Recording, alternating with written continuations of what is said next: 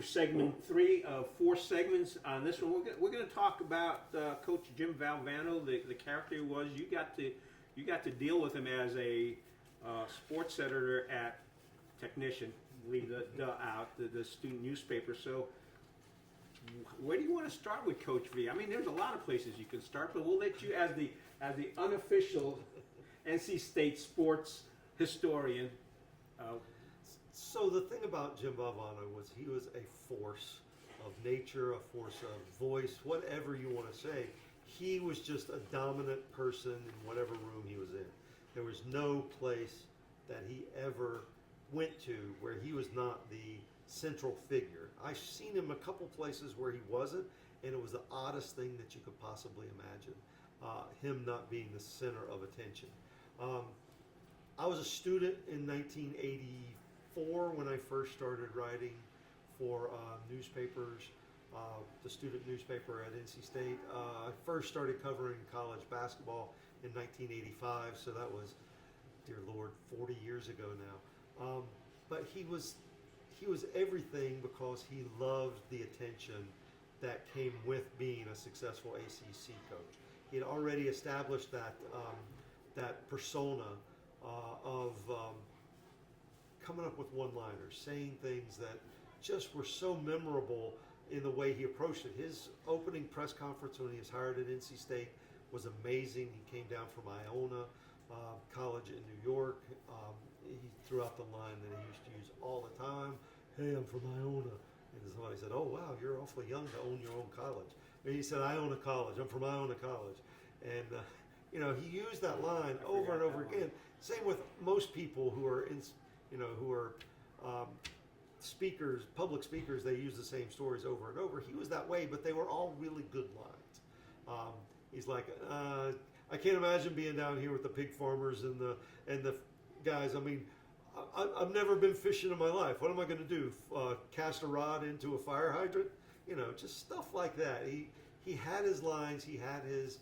He was a natural comedian. In fact, when UCLA came after him in 1987, 1988, and wanted him to become the coach at UCLA, they offered him, and this was told to me by Dick Vitale, they offered him his own sitcom or variety show or whatever he wanted to come to Los Angeles in the middle of Hollywood. He would have taken Hollywood by storm. He decided ultimately not to take that job, but that's the kind of person that he was. He always had the right thing to say in a moment of activity. What really hurt him more than anything else was when things started going bad and NC State was looking at probation and people were investigating his program, is he couldn't be him. He had to be a person who's like, I can't comment on that, or I'm not going to say this. I don't. He tried his best not to say some of those things, but it came out every now and then. There's a long and complicated history that I had with him as a newspaper reporter, as a student at NC State. He's the reason I wanted to be a writer, though. I mean, I wanted to go around. I wanted to be with people who were as active and as inspirational as he could be at times. But I also saw the other side of him as a coach, as a person in charge of a program. I learned some of the best curse words and structures of curse words and phrases of curse words from him reacting to something that I called about or asked about. Were they bilingual too? Did you throw a little Italian in there? They didn't need to be. Oh, okay. But, I mean, because he was a very emotional guy. He was clearly exactly the Italian kind of personality that you would expect. But I wanted to be a part of that, and I thought wherever I went, I would be dealing with coaches that were like that. Turns out that's not true. Not at all. Very not true. Because I dealt with coaches from all over the ACC, all over the NFL, other professions, and none of them were ever like him. And I saw him at his absolute best. I saw him at his absolute worst. I saw him in so many different ways, and it taught me how complicated the industry is, how complicated coaches are, and how complicated the job I had in trying to relate who those people are was to a general public. I remember the time that I thought I wanted to be a news writer and write all these things. It was the time that Lynn Bias died of a cocaine overdose. Lynn Bias was very close to Jim Valvano. He had recruited him hard to come down here. Lynn Bias spent the last part of his final year of college basketball in Raleigh hanging out with guys on NC State's team, Benny Bolton and Chris Washburn and some of the others. So when he got drafted by the Celtics as the number 1 overall pick, was it the number 1? Whatever it was. Yeah, it was high. And then the next day he had to, or he died while celebrating being the number 1 pick in the NBA draft. I was an intern at the Raleigh newspaper and was sent over to Reynolds Coliseum to get Jim Valvano's reaction to it. He did not know. So Chip Alexander and I were there together. So he found out from both of you? He found out from us. Ooh. And I'd never seen somebody break down like that. And I knew that part of the job as a news reporter sometimes would be to go tell people things like that. I didn't really want to do any of that anymore. It was one of those things that was really in the scope of human emotions that you don't want to be a part of. It was great theater. It was great situational journalism to be there in that moment and see his reaction. But I didn't want any more part of that. But I also saw him when he was upset. I saw him when he was on the biggest stage possible, like in 1989 when they played Georgetown. Chris Corchiani was called for traveling instead of Alonzo Mourning being called for his 5th foul, and they lost that game. And it was a situation where they were perfectly set up to win another national championship. And I saw him in the locker room with the national media after that, when all the local guys had gone, and saw what that was like. And I wanted to be a part of some of that. I knew I was never going to be a coach or staff, but I knew I could relate what those emotions were like. Jim Valvano was a complicated person. He was not just a comedian. He was not just a basketball coach. What I liked about him almost more than anything else was he was an English major, and he loved. Wait, did he start off as an engineering major? He did not start off as an engineering major. Had ENG on his transcript. But he was an English major, and he loved to read, and he loved to quote lines of poetry from the love song of J. Alfred Prufrock, for example. He used that all the time. He loved to take 10 books with him to the beach about a particular subject and learn everything he could, whether it was never about basketball, it was about the stock market, or it was about international politics, or something like that. He was a smart I was going guy. to say, He was an extremely intelligent guy, and usually, some notable exceptions here, but usually people who have well-developed comedic skills are very smart individuals. Yes. Because they can relate and put things into different kinds of perspectives, and he was able to do that. He could read the crowd as well as anybody as I've ever seen. He could read a situation as well as anybody as I've ever seen, and turn it into something that he could either make fun of or turn into a great one-liner. Do you have an example? All of it.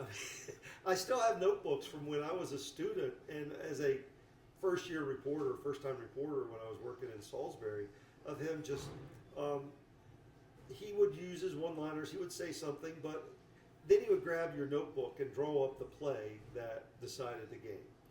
And say, this is what we did, this is what we were going to do. He drew it up exactly like he did on his whiteboard on the sidelines during the game, and show us exactly what he was doing. So people thought he was successful because he did things by chance, and he got Derek Wittenberg to miss a shot that Lorenzo Charles then put back in. But all of those things were, he was very strategic in how he couched things in the beginning, how he did things. None of it was a surprise to him. Was he surprised that they won a national championship in 1983? Sure, everybody was. But he said right after they beat Pepperdine in Corvallis, Oregon, if we can get by Pepperdine, then we have a chance to win this whole thing. And he saw that it could happen. He didn't say it would happen, he saw that it could happen. And he was really good at doing that. And that's what made him a great television announcer after he left basketball coaching, was because he could see those things. Just his ability to come up with the one-liners, just like the Albuquerque thing I said the other day. He had a gift for it, and you can't make somebody be funny. You can't tell somebody how to write. You can't tell somebody where to be to get what you think will be the most important shot at a game or something that you're covering. It's an instinct, and it is a knowledge, and he was very good at it. Well, let me ask you this question. You mentioned he's strategic, yet you told us a story early in one of the earlier segments today that he was here with some reporters and said, "Oh my gosh, I'm late for practice," and then he shows up at practice. It's not where it's supposed to be. It's at another location, and he enjoys talking to reporters. So how's that strategic portion of it mesh with what some people might say, a nonchalant attitude? Because the most strategic thing for him at that time was not making his team better, but dealing with the media. That was the strategy. He knew that those are the two most important guys he could be talking to at that time, because they were the ones who were going to help create the perception of what his team was going to be, which was critical at that time because it was at the time when Derek Whittenberg was out. So he was lobbying. He was being strategic about who he was talking to. It was the New York freaking Times, for one thing. So that was, that's not just the paper of record for the nation for Jim Valvano. That's his hometown. Yeah, I was going to say it's there in the East Coast. The king of Corona. That's who he was, and so he knew it. That was the strategic part on that. On that day, talking to those two guys was more important than drawing up a play for somebody in the game that would be they would be playing next. Well, let's go back to that, because you mentioned that he didn't have a problem with people coming to watch his practices, and you and I have run into coaches who have a heartache if someone comes in and takes a look at their practice. Right. Why was he that? Again, does it go back to being strategic, or he didn't think they would see what he was teaching or what he was drawing up? It didn't matter to him at that point. He was very open about things, and like I said, when things started to go south for him and he couldn't be open, that was the worst time of his professional life. He's like, this is who we are. This is what we're going to do. I'm being nice to you guys. You're not going to screw me over and write my game plan. They wouldn't have seen what his game plan was to begin with, because he wasn't necessarily in charge of how some of those things worked. Ed McClain, one of his assistant coach, Tom Abeta-Marco, Stan Martin was the other assistant coach on that team. They handled the play-by-play strategy. He handled the CEO strategy of what was going on. now you mentioned at one post-game press conference he talked to the local folks and then to the national media. What were the differences when he talked with us? Well, the reason he did that was because it's a late night game. All the local press had to go write the game story for that day. I was working for an afternoon paper. I didn't have to do that. But he was in with all of his guys, Mike Lupica and Tony Kornhauser, John Feinstein, all those guys, all the people he felt, the people he had talked to. Old-timers will remember those names. Young people will go, huh? Mike Fratello was in there. All those guys were there, and so he wanted to leave the lasting impression on them. So he said stuff on the record. He said stuff off the record for the benefit of those national media to help develop his personality and show who he was. And then he went back on the record and said, well, Were there any sports writers that he had issues with, or that they had issues with him? You mean besides me? No. You weren't. We didn't have many. No, Walter, you did say it was a long and complicated. Real relationships like that are always complicated. I had a complicated relationship with Dean Smith and Mike Krzyzewski because I covered those. When you're there every day, you're not going to see. You can see through the things that they want to tell you about, right? And you can sort of call them on some things that they don't want to. But that's just the nature of being any kind of reporter. Now, I'm not sure we have the same kinds of relationship these days because coaches are largely CEOs in control of everything, and you don't. Some don't even do in-person post-game conferences. It's on exactly. Zoom. Yeah, I know, and that's the difference of where we are now. It's also because you have reporters who are making a very low salary trying to call or take issue with a coach that might have a $10 million salary. They're not used to answering questions from people who are that much lower on the pay scale than they are. It's the nature of things. I happen to be at a pretty good time when I felt comfortable asking questions that didn't want to be answered. I don't know if I ever did that successfully, but that's what I at least tried to do on occasion. Well, you're a writer, not an engineer, so we know that part has worked. Well, it did work, yeah. So what else can you let folks know?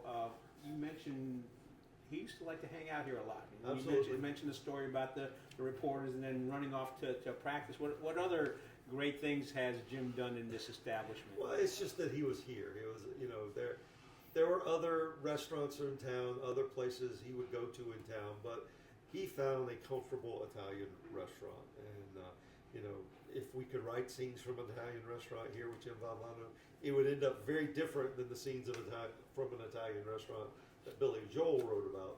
But there were some it's just that he had a presence here at all times. He would recruit from here. He would do his radio show from here. It was just a comfortable place because he always felt comfortable in this setting. What were your one or two of your best memories dealing with him? My favorite thing was seeing him overwhelmed one time. I was a writer in Salisbury, North Carolina, which happened to be the home, for whatever reason, I've never fully understood it, but it was the National Sports Writers and Sportscasters Association was based in Salisbury. Every year they would have a awards ceremony, awards weekend. Everybody in the town would really get into it. They invited sports writers from all 50 states, and they would all gather there. Well, Catawba College, which is in Salisbury, had a very good baseball team, and Bob Costas loved going to that event. He won the award so many times, the national broadcaster. But Peter Gammons and all those guys, they loved being there. Well, one year, Bob Costas decided to get all of his NBC friends and put together a all-star team that would play the local college team. It's a historic old field, and Bob Costas got guys like, who all was on that team? Bucky Waters was on that team. Paul McGuire. Bucky still makes it to the Duke game. Yep. And Valvano was on the team. Valvano said, I'm playing shortstop and I'm leading off. Classic Valvano style. But Costas also invited Catfish Hunter, Willie Mays, and Mickey Mantle. For whatever reason, Catfish and Willie Mays couldn't be there. They didn't show up. Mickey Mantle, however, showed up. He sat on the sidelines, he sat in the dugout, but for 2 hours before the game, he signed autographs. Another one of the great things that I was able to do in my sports writing career was introduce my dad to Mickey Mantle. Took a picture of him, he signed an autograph, blah, blah, blah. Not one of those things I have done very often. But Valvano sat in the dugout beside Mickey Mantle and wouldn't let anybody near him, but he also wouldn't talk to him. Being a New York guy, he loved DiMaggio and Mantle with the passion of a fan.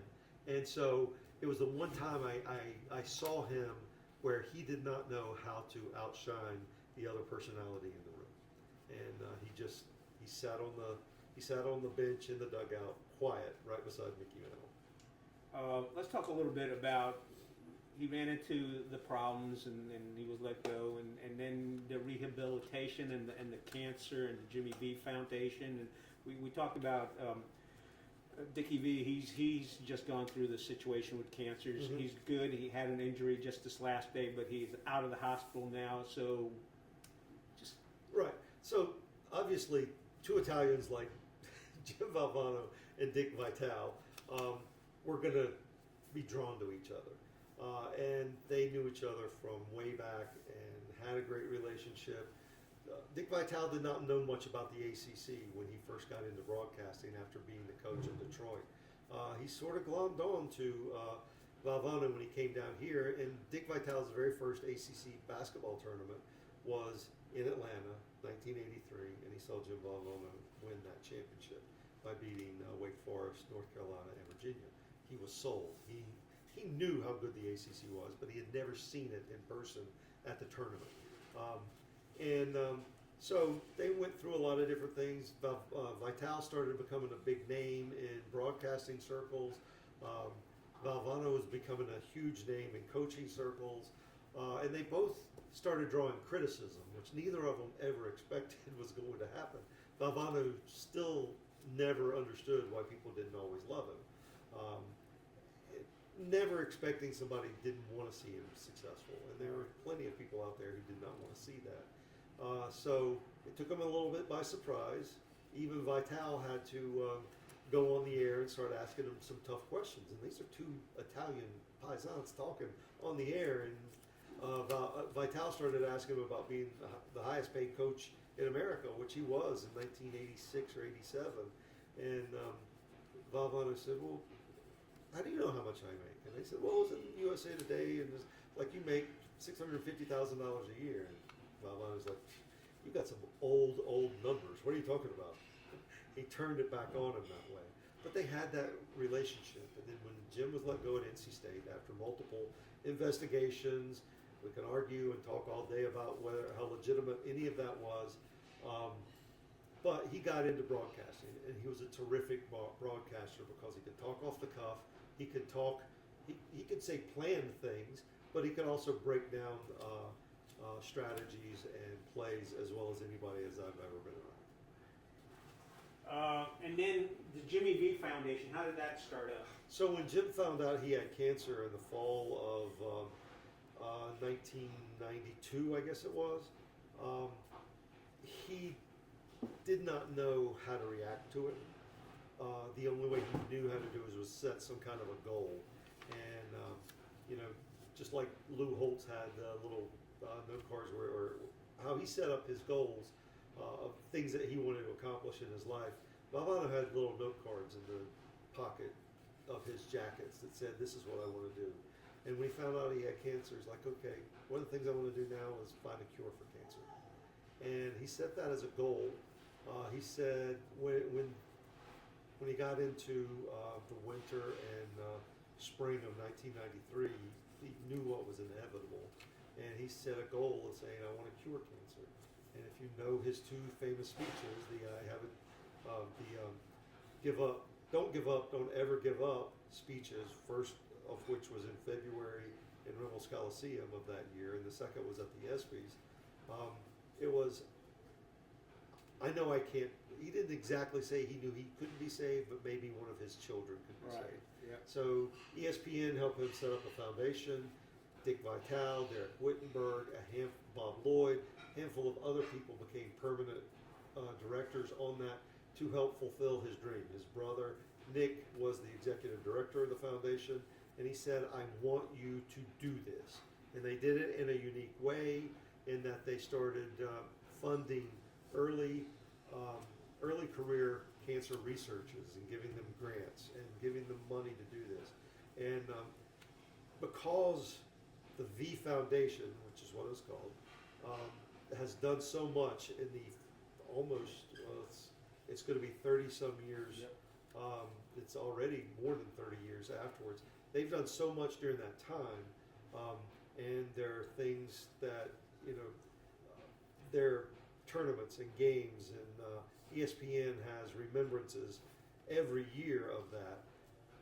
What went from being a very bad image of Jim Valvano in some people's eyes when he was let go at NC State to the 3 or 4 years that followed after that happened of him being a broadcaster, and then people learning about his foundation and everything he did, that rehabilitated his image from being someone who was thought to be by some, not by all, certainly not by most, to be a villain of college basketball, to being a hero of cancer research through the means of college basketball. He has a different image now, which is why last fall he was inducted into the Naismith Memorial Basketball Hall of Fame as a contributor. And there's no better word to describe his profession in basketball than a contributor. He contributed as a player at Rutgers. He contributed as an assistant coach through various spots. He contributed as a head coach by winning a national championship and 2 ACC championships and being the face of the game for many people, and then being a broadcaster. He was at every facet of the game, but what he's most known for and best known for today is the foundation that he created to help cure cancer. And they've made amazing strides. I sat down and talked with Nick Valvano a few years ago and said, what do you think Jim would say about the things that you guys have accomplished? And he said, I know exactly what Jim would say. What the hell took you so long? That's what you would say to your brother, right? Yeah. But it's also the mentality that he always had. We got to get this done. We got to get it done fast. Why aren't you doing more? And that's how people remember him today. So we're going to wrap on that. We're going to finish up. Next segment is talking about